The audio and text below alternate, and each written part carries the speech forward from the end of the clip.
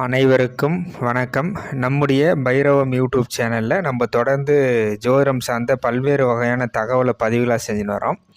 இந்த பதிவில் ஜாதகப்படி திருமண வாழ்க்கையில் அதிகப்படியான பாதிப்புகள் எந்த மாதிரியான ஜாதகருக்கு ஏற்படுத்தி தரும் அப்படின்றத பார்க்கலாம்.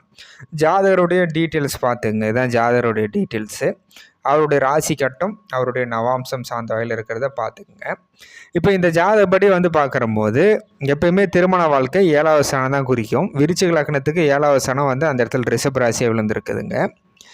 7வது ஸ்தானத்தில் சனி அப்படின்ற கிரகம் இருக்குதுங்க. எப்பயுமே ஜாதகப்படி சனின்ற கிரகம் ஒரு கசப்பு உணர்ச்சியை சொல்லக்கூடிய ஒரு கிரகம்.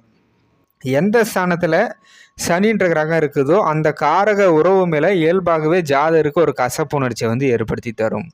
இப்போ இந்த ஜாதகருக்கு 7வது ஸ்தானத்தில் சனி இருக்கிறதும், சனி வக்கரமாக இருக்கிறது தன்னுடைய மனைவி மீது ஒரு கசப்பு உணர்ச்சி, ஒரு திருப்தி இல்லாத ஒரு சூழலை ஏற்படுத்தி கொடுக்கும். இது ஃபஸ்ட்டு விஷயம். இன்னொரு விஷயம், எப்பயுமே காரக கிரகம் சொல்லக்கூடியது சுக்கிரனுங்க.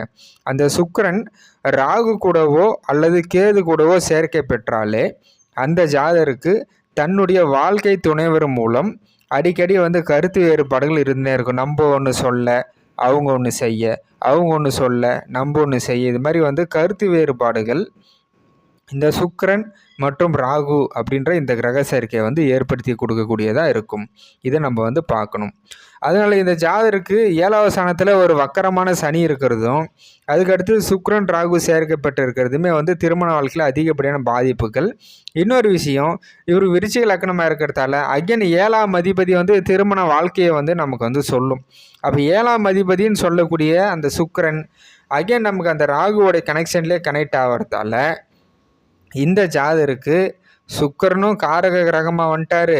7ஆம் அதிபதியும் நமக்கு திரும்ப சுக்கரனே ராகு கூட நம்ம கனெக்ட் ஆகிருக்கிறதால ஜாதகருக்கு திருமண வாழ்க்கையில் அதிகப்படியான ஸ்ட்ரகிள்ஸ், பாதிப்புகள், மனைவி கிட்ட கருத்து வேறுபாடுகள், இந்த மாதிரியான சூழ்நிலையை ஏற்படுத்தி கொடுக்கும்.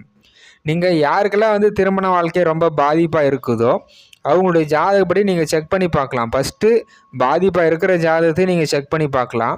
இல்லை இதுக்கப்புறம் தான் திருமணம் பண்ண போகிறாங்க அப்படின்னா அவங்களுக்கு திருமண வாழ்க்கை இயல்பாகவே எப்படி இருக்கும் அப்படின்றத இந்த சுக்கிரன்ற கிரகத்தையும் 7வது ஸ்தானத்தையும் 7ஆம் அதிபதினு சொல்லக்கூடிய கிரகத்தை வச்சு நீங்கள் அவங்களுக்கு ஃபைன் பண்ணி சொல்லிடலாம். உன்னுடைய வாழ்க்கை உனக்கு இப்படி தான் இருக்கும். ராகு கேதுவுடைய தொடர்பு இருந்தால் கொஞ்சம் கண்டிப்பாக ஸ்ட்ரகிள்ஸ் எல்லாம் இருக்கும் அப்படின்றத நம்ம அவங்களுக்கு கன்வே பண்ணி சொல்லிடலாம். நன்றி, வணக்கம்.